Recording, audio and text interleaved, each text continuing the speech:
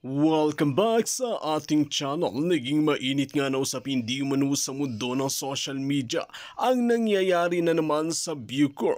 Tila patay gusto pang taniman ng pulburon. Dito nga natin makikita ang mga parak na ito at pamumuno ni Katapang at ni Rimulya na ito na tila uso na nga ba talaga ang tanim ebidensya para lamang magkakuha sila ng pera.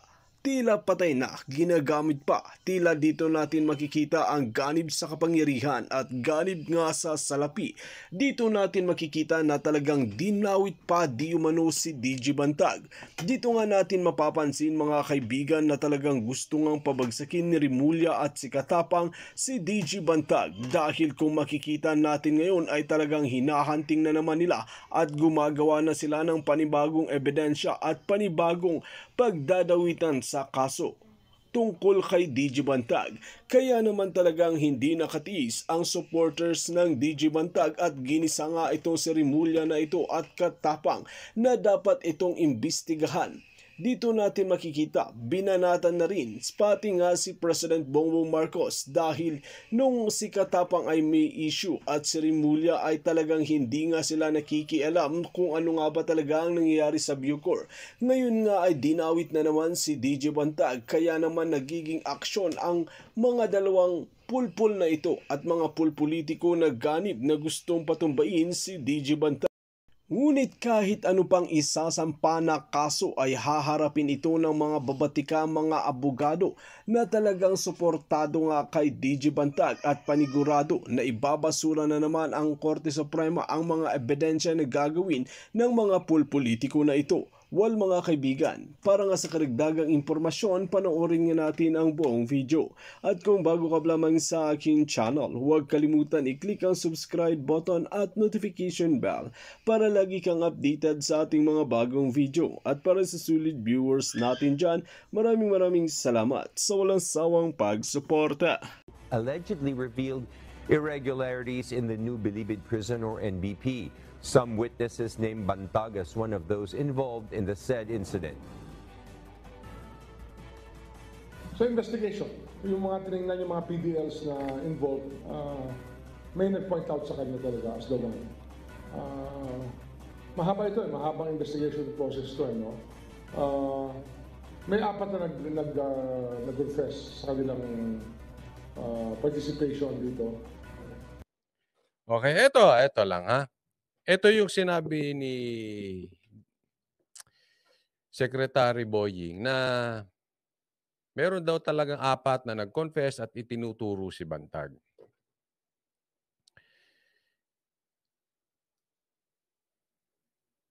Sana lang yung pagiging maasikaso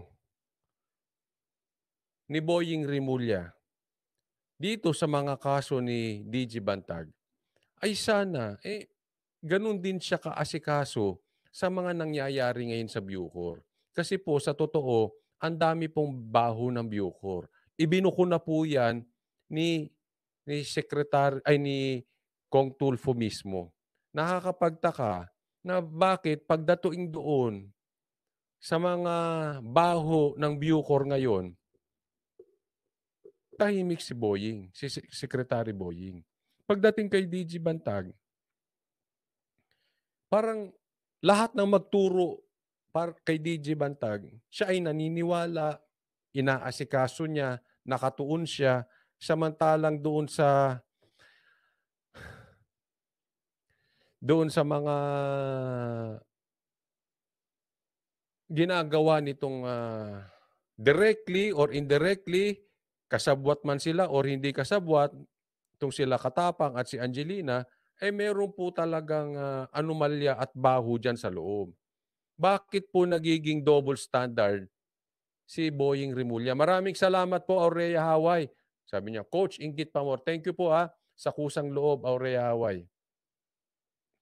Yun ang nakakapagtaka na parang napaka-active nyo naman pagka si Bantag. Pagka si Bantag, sige, siya may tinuturo. What do you expect sa mga PDL? Siyempre, hindi po sa dami niyan. Muli, sa inyo mismo galing, mga nasa 3,000 yung PDL na yan. Hindi natin maiiwasan, may galit at may galit dyan kay Bantag. Lalo na at pinagbawalan niya ang tilapia dyan sa loob, pinagbawalan niya ang kubol. Para doon sa mga hindi nakakaalam, yung tilapia, yung mga bentahan ng mga laman ng mga babae dyan sa loob. Kasi pag inalaw mo ang kubol, kasunod niyan, bentahan ng tilapia. So giniba ni Bantag yung kubol, giniba niya yung tilapia. Siyempre, normal may magagalit sa kanya dyan. Sa 3,000, maraming galit sa kanya dyan. That is normal na nangyayari po. Hindi lang po kay Bantag. Sa lahat po, kahit sa vloggers, kung 1 million ang iyong subscribers, 1 million din ang galit sa'yo. You cannot please everybody.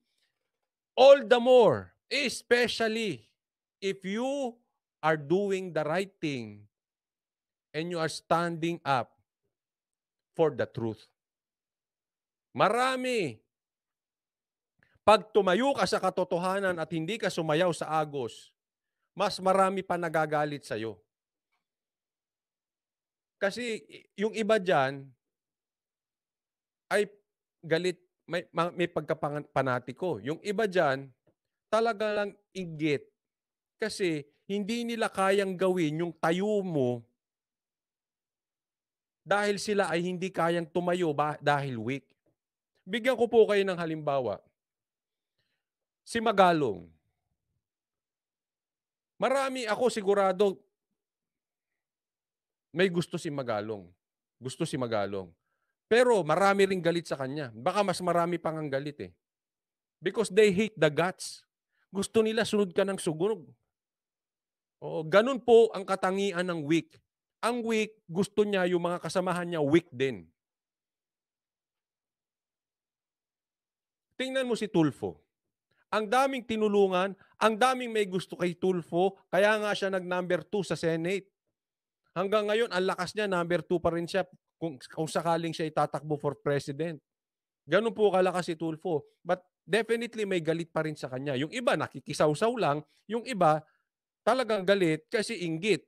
Yung iba kasi hindi nila kaya yung ganung gawin. So, normal yun. Ang ibig ko lang sabihin, marami talaga magagalit kay Bantag kasi nanindigan sa katotohanan na nasanay sila sa baho ng Bucor. Siyempre, sanay sila doon eh. Sanay silang nagluluto ng droga doon, sanay sila nagpapapasok ng tilapia sa loob, sanay sila may kubol, sanay sila na may VIP, tapos dumating lang to si Bantag. Bawal ang droga, bawal lahat, bawal lahat. Sinong hindi magagalit? 'Di ba? So yung mga galit na yan, naman, kung hindi nyo alam yun, ano ba kayo, pinanganak kahapon? Yung mga galit na yan, kahit makaganti lang kay Bantag, ituturo niyan na kahit si Katapang ang pumatay dyan, ay si Jose Rizal ang pumatay dyan si Bantag. Kulang na lang, pati yung pumatay kay Digamo si Bantag, lahat po ibibintang nila kay Bantag. Kasi galit yung mga yan.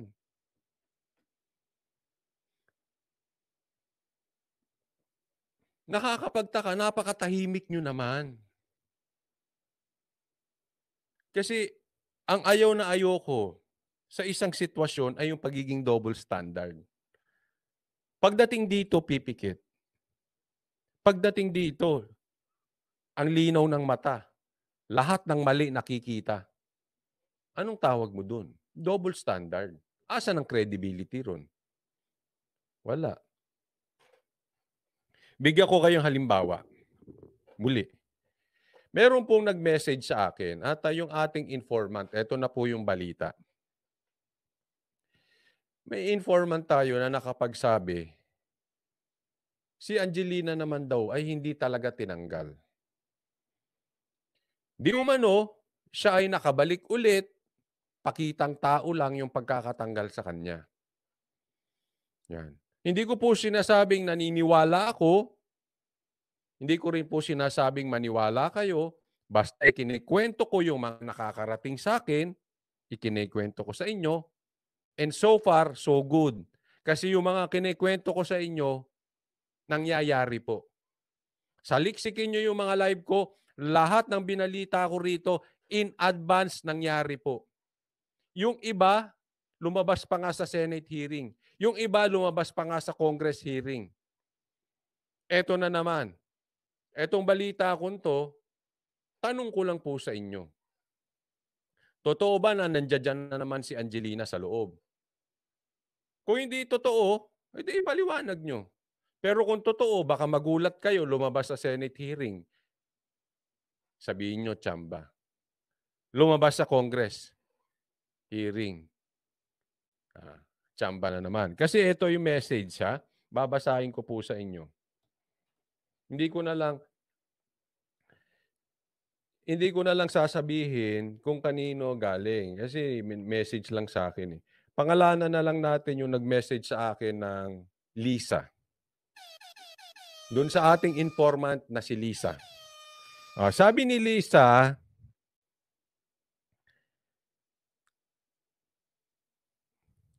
nag-i-stay siya sa opisina ng Director's Quarter kung saan nakatira ang DG. May katotohanan ba yan?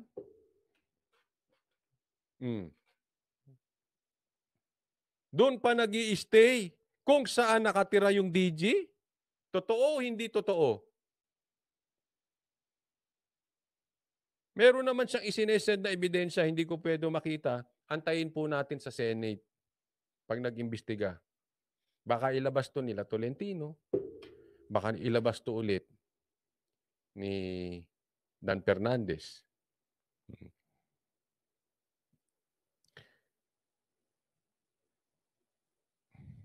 Nakakapagtaka, bakit hindi ma-let go si Angie?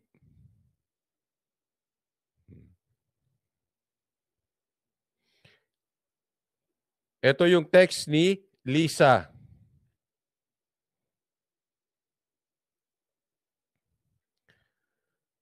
Palabas lang yung nag-resign si Angie sa plantilla niya. Pero kinuha pa rin siya ni Katapang.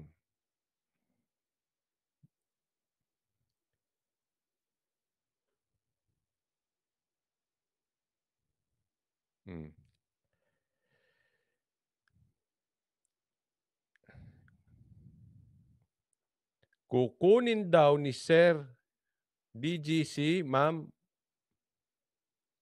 sa counterintelligence sa CIW. Counterintelligence.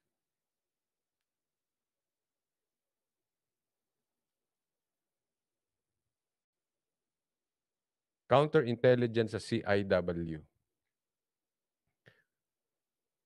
Correctional Institution for Women.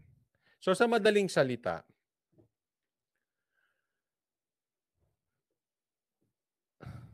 nang uuto, kung ito ay di umano'y may katotohanan, parang nauuto ang taong bayan.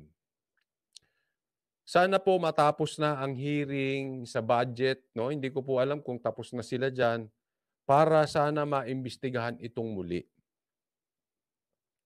Si Angelina, kahit na sinasabing resign, bagamat di umano siya ay pabalik-balik lang naman din dyan, palabas lang din naman yan, no? Kung totoo man to or hindi, sana ang Senado na ang mag-imbestiga. Ang Congress na ang mag-imbestiga. Para lumabas po ang katotohanan dito. For discussion purposes lang. Halimbawa talagang resign si Angelina. Halimbawa lang, which I really don't believe. Which it's ridiculous to believe na nag-resign talaga si Angelina. But for discussion purposes, let's assume nag-resign talaga si Angelina. Kailangan pa rin kasama siya sa hearing. Kahit nag-resign siya or kahit tinanggal siya ni Katapang, kasali pa rin siya. Kasi nung panahon niya, nagkaroon ng barilan. Nung panahon niya, at siya ang nagsabi na mayroon sa septic tank, tapos na fake news di umano, tapos may nakatakas. Lahat yun ay sa kapamumunuan ni Katapang under Angelina. So resign or not, dapat kasama maimbestigahan. panawagan lang doon sa nangunguna sa ating investigasyon, si Senator Tolentino at Congressman Dan Fernandez, sana maimbitahan nyo ulit si Angelina. Huwag nyo po siyang alisin sa investigasyon. Hindi lang po si Katapang, hindi lang po si Kataroha, isama na rin si Angelina. Oh. Ngayon, baka napapanood nyo itong sinasabi ko. Tanong, imbestigahan nyo mabuti kung talaga bang in words and in action tinanggal si Angelina o puro tayo ganon? Puro dakdak lang. Pero andyan din naman. Nagtatanong lang po tayo. Mas maganda, Senado na ang magtanong. Better yet, si Kong Akop na magtanong.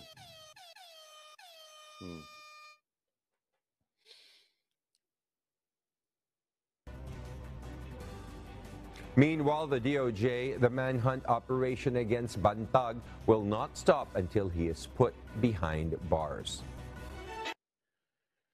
Ayan po, pagdating talaga kay Bantag, talagang very, very active sila. Very, very active. Sana lang, kung paano husgahan si Bantag, ganun din husgahan si Katapang. Para hindi bias, para hindi double standard. Sabi ni Quincy, basa po tayo. Sabi ni Quincy, hindi kaya hawak ni Angie ang mga malalaking kontrata at kinokontrol. Pwede. Ano pa iisipin natin? Bakit ganun? Sa kabila ng kapalpakan ni Angie, bakit di umano'y parang untouchable siya?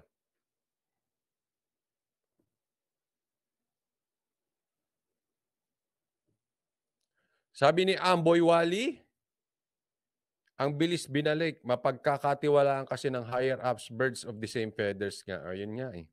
Scratch my back, I'll scratch yours. Hindi na ito yung may maganda ka bang ginagawa. Sa katunayan, pag may maganda kang ginagawa, lalo ka na tinatalsik eh.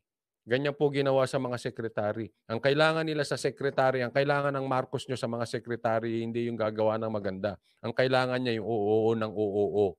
Yes sir, yes ma'am. Lalo na kay Lisa. Gemaline, kaya nga nag-resign para di matanong sa Congress. Hindi, dapat talaga kahit nag-resign, tanungin pa rin yan.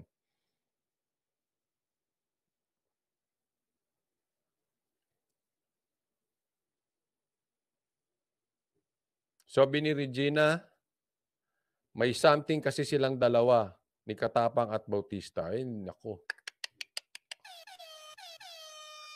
Meron akong kakilalang ganyan, isang isang mataas na opisyal tsaka yung kanyang driver.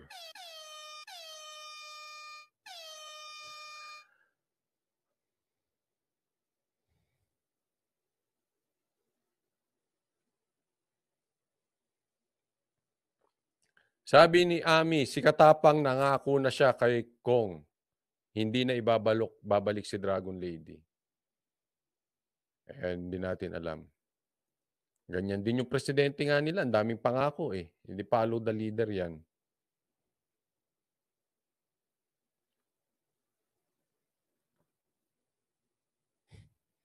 J. Sams, baka kabit niyan ni Kataps. Hindi po natin alam.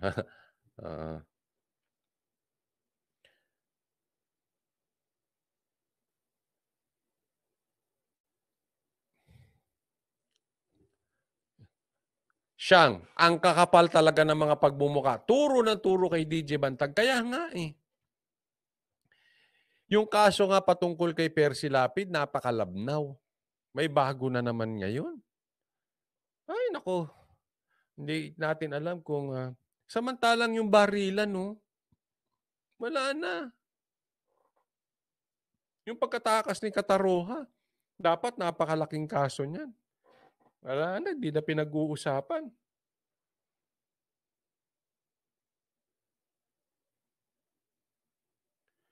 Okay, next topic po tayo.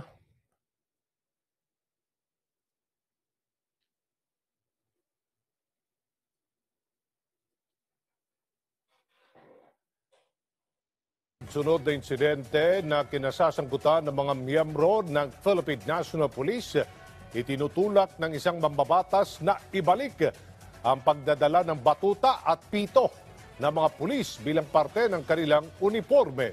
May ulat si Daniel Banalastas. Nabanggit niyo sa akin. Amina po ba signal ko? Pambira talaga yung signal dito. May parating na naman pong bagyo daw eh. Ay nako, hindi makatrabaho ng maayos.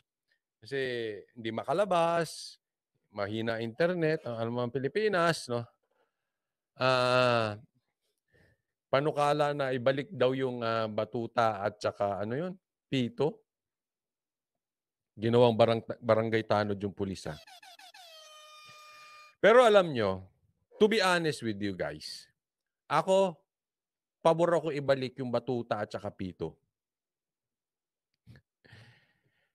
Doon sa mga pulis or doon sa mga merong lisensya ng baril o doon sa mga dating pulis o doon sa mga kung sino man na may karapatan magdala ng baril o may lisensya ng baril na merong problema sa kanilang temper.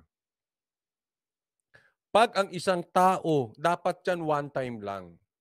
Ang isang tao nagkaproblema pagdating sa baril, dapat yan hindi na pwedeng humawak ng baril. Kasi napakadelikado. Hindi po yan binibigyan ng second chance. Kasi pag binigyan mo yan ng second chance, baka mamaya yung kanyang problema sa panunutok ng baril, makapatay na. Kaya dapat napakahigpit natin pagdating sa baril. Kaya I agree gawing batuta. Lahat na magkakaroon ng kaso, kumpiskahin ang lisensya, tapos hindi na ibalik. Starting from today, batuta na ang dala nyo at pito. Kasi yung baril na yon is more than harm ang magagawa sa bayan kaysa maganda. Kasi mainitin ang ulo. O mamaya i-discuss natin yung kalbong natutok. Pero itong nangyari dito sa mga pulis, wala po silang kawala dito. Mistaken identity binanatan nila. Kailangan talaga may makulong dito.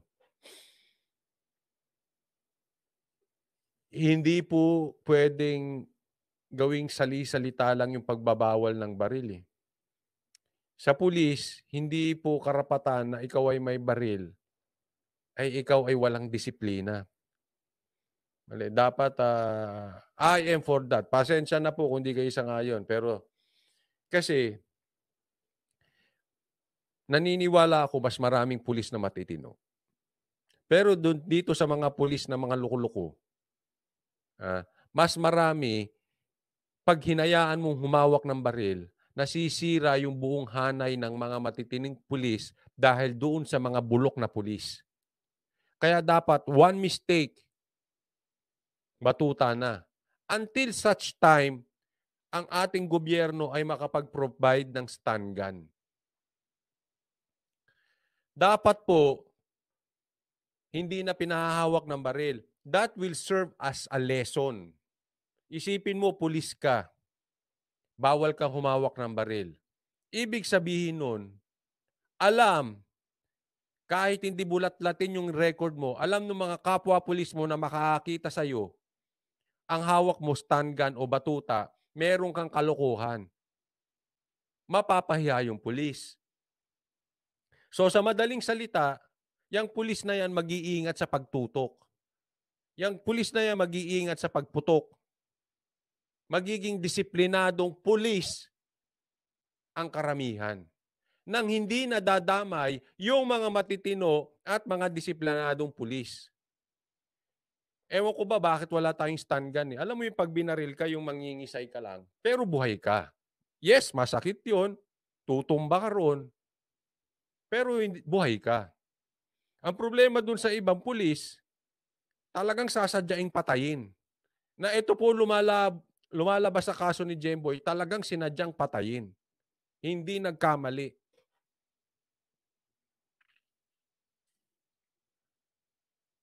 Ewan ko kung kailan merong pulis na isang maninindigan na makiusap na magkaroon ng mas mahigpit na batas doon sa mga pulis na sumisira sa hanay nila. Well mga kaibigan, kung mapapansin natin, nung nagkakaso nga si Katapang sa Bucor Bilibid, ay tameme itong si Remulla na ito at talagang hindi nakikialam sa problema ng Bucor Bilibid. Ngunit matatandaan natin at makikita natin ngayon na tila dinawit si DJ Bantag sa mga pulburon na nangyayari sa Bucor Bilibid na kahit wala di umano siya ay talagang dinawit ang kanyang pangalan. Ay talagang todo action at papresko na naman at papugi itong si Remulla na ito. Well mga kaibigan, kung kayo ang tatanungin ano ang inyong palagay na ginagawa ni Remulla at Kuting ng Norte na to sa bansang Pilipinas, just comment below sa ating comment section at ating pag-uusapan.